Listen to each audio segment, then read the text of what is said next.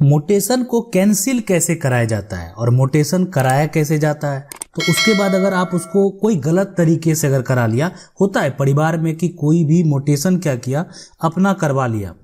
आपसे पूछा भी नहीं, और या गलत तरीके से मोटेशन करवा लिया, कागज तैयार करा लिया, तो आपको क्या करना चाहिए। आप वो अगर गलत करा लिया तो आप उसको कैंसिल करवाएंगे, ठीक है। तो उसके लिए आपको करना क्या पड़ेगा,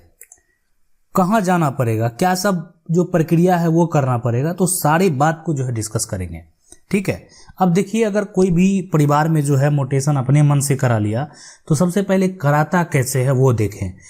और मोटेशन करता कौन है वो देखें। देखिए, सबसे पहले जो भी एक तरह से राजस्व के अधिकारी होते हैं, जो कि एक तरह से अंचल लेवल पर तैनात किए जाते हैं, ठीक। अंचल में बहुत सारा जो है मौजा, यानी एक तरह से बहुत सारा एरिया हो सकता है, ठीक है, ठीक है। आप ऐसे समझ सकते हैं कि बहुत सारा एरिया हो सकता है उस अंचल में, उस एरिया में, मतलब एक डिस्ट्रिक्ट है, उसमें बहुत सारे अंचल होते हैं, उसमें उस अंचल के एक अधिकारी जो है वो बना दिया जाते हैं कि उनका काम होता है कि वो उस लोकल एरिया को अच्छे से मतलब जांच पड़ताल कर ले। इसलिए एक तरह से उस लेवल के अधिकारी को ऐसा पावर दिया जाता है कि वो, अगर मान लेते पूरे जिले के अधिकारी को ऐसा पावर दे दिया जाएगा तो वो संभव नहीं है कि एक अधिकारी पूरा जिला में हर जगह चले जाए। तो इसलिए एरिया जो छोटा कर दिया जाता है कि अगर जो भी ग्राम पंचायत है, ठीक है, तो अलग अलग ग्राम पंचायत है, उसमें जाना, अगर 3 4 5 ग्राम पंचायत मिल के एक अंचल अगर बना हुआ है तो उसमें जाना वो आसान होता है, ठीक है। लेकिन आप समझ सकते हैं कि पूरा जिला का एक अधिकारी को अगर इतना पावर दे दे तो संभव नहीं है कि वो सही ढंग से कर पाएंगे, इसलिए कि जांच करना, तो यही इसीलिए जो है यहाँ पे अंचल लेवल के अधिकारी को ये पावर दिया जाता है कि वो किसी का मोटेशन कर दें, ठीक है। क्या है एक्चुअल में कि किसी का जब मोटेशन जो, जैसे कि मान लेते हैं ये संपत्ति है, ये देख रहे हैं सारा प्रॉपर्टी है, अब इस प्रॉपर्टी का मान लेते हैं कोई एक व्यक्ति ने मोटेशन करा लिया, वो आपके परिवार के लोग हो सकते हैं, भाई हो सकते हैं, चाचा हो सकते हैं, भतीजा हो सकता है, या कोई भी फरीक का लोग हो सकता है। तो वो क्या किया, इसको जो है एक तरह से संपत्ति को मोटेशन करा लिया। तो अब आपको क्या करना चाहिए, तो अगर गलत तरीके से करा लिया तो आपको उसको रद्द तो करवाना पड़ेगा, कैंसिल तो करवाना पड़ेगा, ठीक है। अब देखिए, अगर कोर्ट की बात करें, जो स्टार्टिंग पीरियड होता है कि जहां से आप लड़ाई लड़ना शुरू करते हैं, तो वो लोअर कोर्ट जो है से लड़ाई जो है किसी भी व्यक्ति का, मान लेते हैं वो क्रिमिनल क्यों ना हो, ठीक है, या अन्य प्रकार का किसी भी तरह का कोई विवाद क्यों ना हो,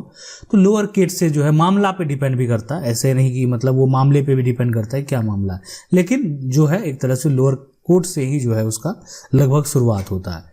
उसके बाद जो है इस लोअर कोर्ट की अगर बात करें यहाँ पे, तो इसमें सिविल कोर्ट हो गया, क्रिमिनल कोर्ट हो गया, रेवेन्यू कोर्ट हो गया, राजस्व न्यायालय है, दंड जो है न्यायालय है, यानी क्रिमिनल के लिए है। सभी एक दूसरे से ऐसा नहीं है कि जुड़े हैं, बिल्कुल ये नहीं कि अलग है, लेकिन मामला पे डिपेंड करता है कि क्या मामला है, आपको कहाँ जाना चाहिए, ठीक है। अगर आपका मामला मान लेते हैं कि अगर कोई अपराध से जुड़ा हुआ, तो स्वाभाविक है आपको क्रिमिनल कोर्ट भी जाना चाहिए, और उस केस में आप सिविल कोर्ट भी जा सकते हैं, ठीक है। और तो ये जो भी है, मतलब वो डिपेंड करता है कि मामला क्या है। लेकिन अभी आपका मामला क्या है, सिर्फ मोटेशन अपील के लिए, मतलब आपका गलत तरीके से मोटेशन करा लिया, सिर्फ यही अपील है। मतलब वैसा मोटेशन नहीं होना चाहिए जो व्यक्ति अपने से करा लिया, कैसे कराया नहीं कराया उससे मतलब नहीं है। अगर कोई किया, ठीक है, मतलब आपको क्या बताए कि अगर एक तरह से उसमें सहयोग हो सकता है कर्मचारी का होगा, या आपके इधर अगर पटवारी बोला जाता होगा तो पटवारी यानी क्लर्क, जो राजस्व के क्लर्क होंगे, तो ये जो एक तरह से जिनका भी योगदान होगा उससे मतलब नहीं है। लेकिन अगर वो गलत तरीके से किया गया तो आप उसको कैंसिल कराएंगे। तो कैंसिल कैसे कराएंगे, कौन है कैंसिल करने के लिए बैठे हुए, ठीक है, और आपको कहाँ जाना चाहिए। तो देखिए, ये सारा कोर्ट जो आप देख रहे हैं ना इसमें, तो अगर आप इसको रद्द करवाना चाहते हैं तो लोअर कोर्ट में सबसे पहले अभी सिर्फ मोटेशन के लिए आपको जो है, यहाँ पे कोई क्रिमिनल वाला मामला तो है नहीं जो आप एक तरह से क्रिमिनल कोर्ट जाएंगे, ऐसा कोई यहाँ पे दीवानी के न्यायालय में भी जो जाने की जरूरत नहीं है। तो आपके लिए यहाँ पे बना हुआ है राजस्व न्यायालय, और राजस्व न्यायालय जो आपके लिए बना हुआ है ना, ठीक है, इसमें अगर बात करें तो उस राजस्व न्यायालय में ऐसा नहीं, राजस्व अधिकारी हैं, सीओ भी हैं, ऊपर इसके ऊपर जो है डीसीएलआर एक तरह से अनुमंडल लेवल पे जो है बना दिया गया है, ठीक है। और अभी अभी जो फिलहाल जो मोटेशन अपील केस होता है ना, उसमें जैसे कहाँ पे होता है, तो वो यानी मोटेशन किया गया किसके द्वारा, अगर सीओ के द्वारा किया गया, आपके जो अंचल के जो ऑफिसर हैं उनके द्वारा अगर किया गया, कोई सर्कल ऑफिसर के द्वारा अगर किया गया, ठीक है, तो आपको ये समझ लेना होगा कि आपके संपत्ति का अगर कोई रसीद कटा लिया है ना, अब वो हो सकता है कि परिवार का लोग हो सकता है, ठीक है, या हो सकता है क्या कि अन्य लोग हो सकता है, ये भी तो हो सकता है ना कि कोई जरूरी नहीं कि परिवार का लोग ही हो, अन्य लोग भी हो सकता है। अब एक है कि लंबे समय पे देखिए कोई भी चीज का टाइम पीरियड होता है ना, कटा लिया और आपको मालूम नहीं है और आज 5 साल बीत गया, 10 साल बीत गया, 15 साल बीत गया, तब फिर आपके लिए यहाँ पे सिविल कोर्ट है, यहाँ पे है ना, उसका प्रक्रिया अलग है, उसके बारे में फिर बात डिटेल से करेंगे क्या क्या करना होता है, ठीक है। लेकिन अभी जो बात करें कि ये मोटेशन अगर करा लिया मतलब आपका जमीन का कोई रसीद अगर अलग कटा लिया, मोटेशन कराने के बाद तो वही करता है, रसीद कटा लिया मतलब अब लैंड का टैक्स जो है वो पे करेगा, जमीन उसके नाम से हो गया सरकार के रिकॉर्ड में, आपके नाम से ठीक है, आपकी संपत्ति है, आप ही के नाम से है, लेकिन फिलहाल अगर ऐसा कोई कर लिया ना तो फिर उसके नाम से वो हो गया। तो ये चीज यहां पे ध्यान रखना होगा कि इस केस में ये सब अगर केस होता है ना, तो आपको यहाँ पे राजस्व जो एक तरह से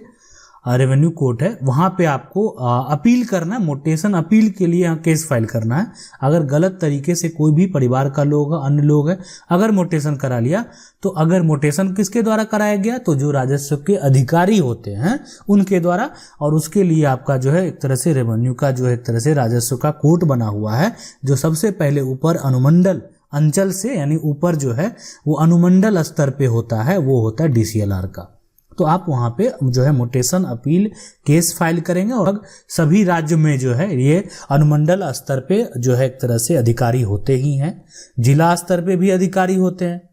लेकिन अनुमंडल स्तर पे भी अधिकारी होते हैं, जिसके पास सब जाके अपना समस्या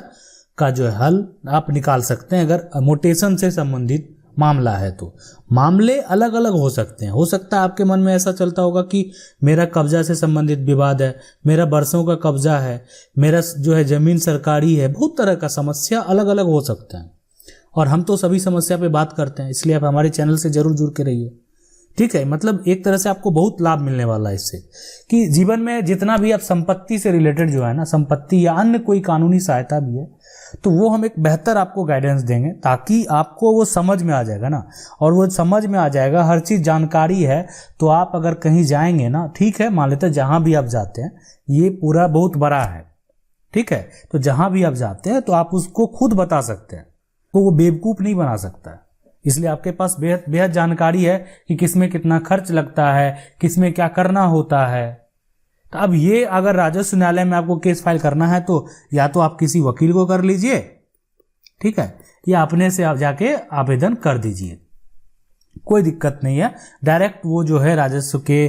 जो डीसीएलआर हैं वो डायरेक्ट भी मिलते हैं, आप उनसे जाके मिलके जो है यहाँ पे अपना समस्या बता सकते हैं आवेदन के रूप में, ऐसे नहीं मौखिक तौर पे नहीं, और उससे संबंधित जो भी है। लेकिन उसमें होता क्या है फिर, जो राजस्व के जो कोर्ट हैं, है ना, रेवेन्यू कोर्ट के द्वारा होगा क्या, तो होगा ये कि उस व्यक्ति को जो कि गलत तरीके से आपके संपत्ति का दाखिल खारिज करा लिया, रसीद कटा लिया, उसको नोटिस कर दिया जाएगा, ठीक है, नोटिस कर दिया जाएगा, और नोटिस आपको भी आएगा, है ना। अब उस दोनों पार्टी को, मतलब दोनों जो व्यक्ति है, उसको उस डेट पे नोटिस पे वहां पे उसको हाजिरी लगाना होगा, एक तरह से अटेंडेंस होना है, वहां पे जाके अपना लगाना है, इसलिए कि आप मौजूद हैं। और उसके बाद जो है, एक तो केस करने वाला तो अपना पहले जवाब दे ही दिया जो डिटेल में उसको कहना था, उसके बाद आपका जो एक तरह से वो पक्ष से संबंधित जो अगेंस्ट है, मान लेते हैं कि केस आप किए हैं, तो आप तो पहले सारा बात बता दिए। अब जो व्यक्ति है, वो दूसरा जो व्यक्ति है जो आपका गलत तरीके से रसीद कटा लिया है, वो व्यक्ति अब जो है क्या करेगा, तो वो व्यक्ति अपना जवाब देगा कि वो रसीद किस आधार पे कटाया, क्या उसका कोई एक तरह से परिवार में बंटवारा हुआ है ना, क्या एक तरह से यहाँ पे जो संपत्ति का वो रसीद कटाया है कि वो खरीदा तो क्या सही तरीके से खरीदा है कि नहीं खरीदा है, उसका मोटेशन होना चाहिए नहीं होना चाहिए। अगर गलत तरीके से खरीद लिया तो मोटेशन किस बात का होगा, है ना। तो मतलब मतलब खरीदने वाला ऐसा तो इसका मतलब क्या होगा कि कोई भी किसी का संपत्ति बेच सकता है फिर। तो इसके लिए ऊपर जो है ऐसा नहीं, प्रक्रिया लोग नहीं जानते हैं, बहुत लोगों को पता नहीं होता क्या करें वो, तो इसलिए वो एक तरह से कंफ्यूज हो जाते हैं। तो करना क्या है, वो सही नियम पे अगर आप चलेंगे ना, फॉलो करेंगे, तो हर आप जो लड़ाई में आसानी से जीत सकते हैं। और कोई अगर चाहेगा भी ना, उसके बाद जब समझ में जाएगा कि इसको हर चीज पता है ना, तो फिर आपके साथ कभी वैसा करेगा भी नहीं। ठीक है, तो आशा करते हैं वीडियो अच्छा लगा होगा। वीडियो अच्छा लगा, वीडियो को लाइक जरूर कर दीजिएगा। चैनल को अगर पहली बार देख रहे हैं, सब्सक्राइब करके जो बेल आइकन है उसको जरूर दबा लीजिए। मिलते हैं